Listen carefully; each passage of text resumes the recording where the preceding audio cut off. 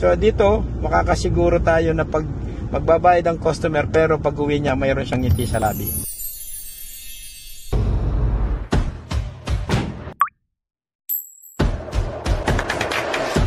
My name is Andre Bonds of the Handsome Mechanic. You should be here. Huwag po tayong mag-focus parati mga kahansam sa presyo. Okay, huwag tayo mag-focus doon. Kasi pag nag-focus kayo sa presyo, hindi nyo makukuha yung gusto ninyo. You get what you pay for. Tingnan nyo yan, oh. Tingnan mo naman yung hatak niya. Feel na feel mo.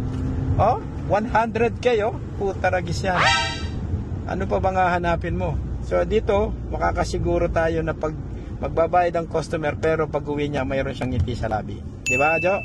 Yan ang mga tirada ng Handsome Mechanic.